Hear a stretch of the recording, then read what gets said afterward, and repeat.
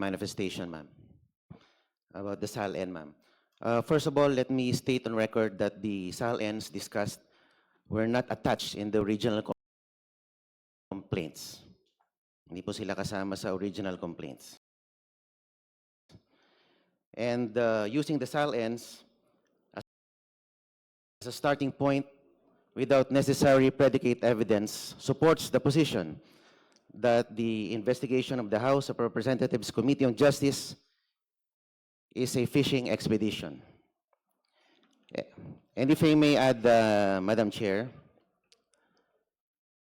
the complaint asks this committee to obtain bank records, SALNs, coordinate with the AMLC, and forensic accounting.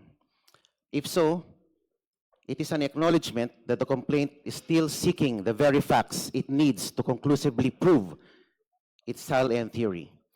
Ma'am, malaki po kasi yung pinagkaiba ng isang complaint that already alleges ultimate facts supported by evidence, and a complaint that substantially requests this committee to authorize this committee to investigate, and perhaps we will later find the proof.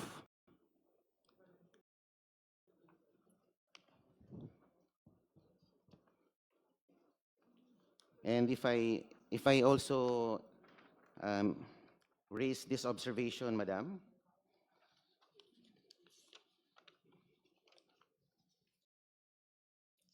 regarding the Ombudsman, the independence of the Ombudsman may be put to question before this body.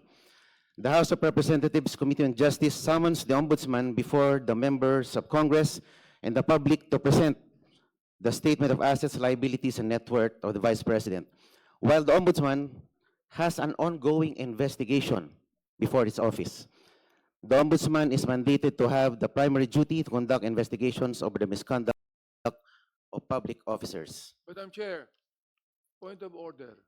There's a point of order, Honorable Marcoleta. Just would like to Honorable clarify. Bishop Abante. I would like to clarify, to ask Congressman Marcoleta.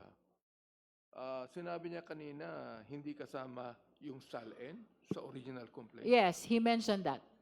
Oh, I'd like to clarify. Paano niya nasabi yun? Kasama eh. Ito, babasahin ko.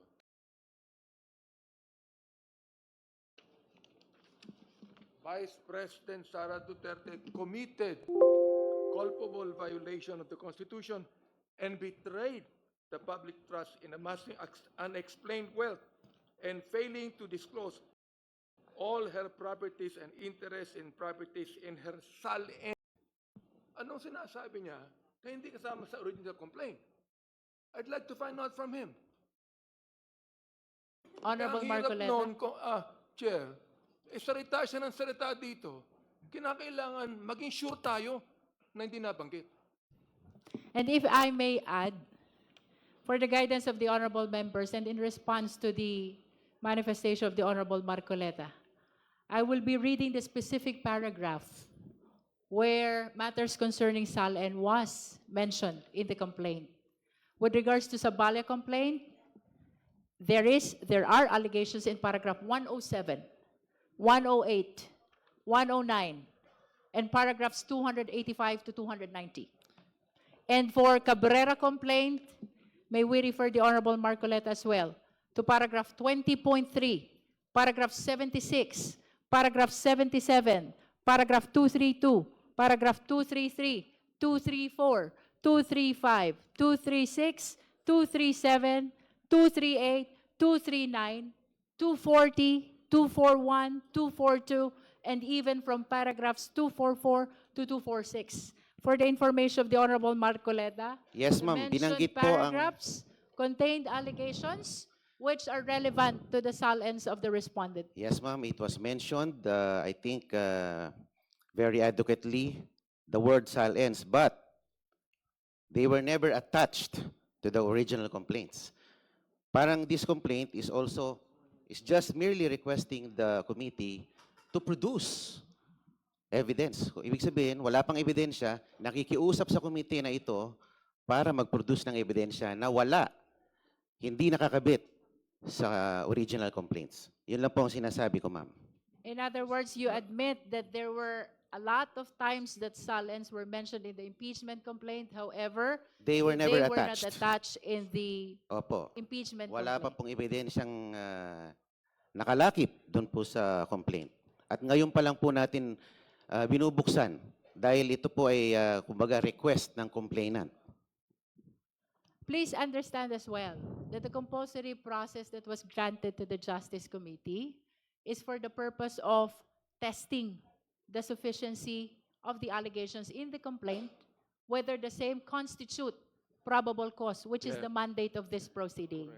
So, with all due respect, Honorable Marcoleta, it is our humble position that all the actions of this committee, including the issuance of subpoena of all these questioned Salens by Your Honor, is in accordance with the rules of impeachment, the Constitution, and even with the decisions of the Honorable Supreme Court. Ma'am, the court will be the better judge of that. And that is why you should elevate that before the Honorable Court. Maybe not me, but some other parties. Thank you, Madam Chair. Any other member who wish to raise clarificatory questions to the Ombudsman? Hearing none, may we direct the committee secretary to call the Vice President Madam in Chair, order just, to extend to her Madam Chair, the opportunity to present evidence, including those which will counter the testimony provided already and the documents provided already by the Office of the Ombudsman. Madam Chair. The just a Honorable few- Garbin is recognized. Thank you, Madam. Just a few questions to the representatives of the Ombudsman. Kayo ho'y nagpresenta ng SALN, and what was presented by your office are those SALNs under your custody and the entries, the official entries in those SALN. Tama po ba? Yes, Your Honor. But that entries does not say whether there is a misdeclaration, untruthful declaration, or willful non-disclosure that will lead to unexplained wealth. Tama po ba? Your Honor, binasa ko lang po kung ano yung, at kinonfirm ko lang po kung ano yung nakalagay sa SALN. Honorable Garbin, I'm afraid but we are not allowed to raise questions which will go beyond what appears in the SALN. concerned That's SALNs why, of the Vice Madam Chair, I President. just need confirmation whether that Yes. presentation Issues concerning yields to the misdeclaration. yields in support to the complainants. First of all, Madam Chair, wala yung complainant dito eh. I understand, but please limit your questions to And that's why I want to ask contents of the sana yung affidavit. complainant contents of the as SALNs. to his allegation, because it was pointed out that the SALN was only part of a broader allegations of unexplained wealth. But as correctly pointed out by Mr. Marcoleta, or Congressman Marcoleta, those SALN that was, or that we want to specifically pinpoint that have material misdeclaration or untruthful declaration was never attached in the first place We are in the not complaint. yet on that, Honorable Garbin. We are were only on the we were existence of the through, SALNs. we were already through on that. We already approved, voted on the ultimate facts and the sufficiency in substance. And the annexes provided in the complaint, Madam Chair. So what we have here is an improvement of the complaint, of the complainant's evidence. Tayo yung nagpuproduce ng ebidensya eh, which is not supposed to be the case.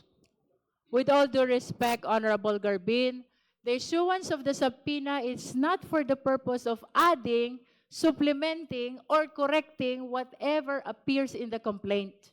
The purpose of the issuance of subpoena is to test whether the complaint is sufficient already for the existence of probable cause.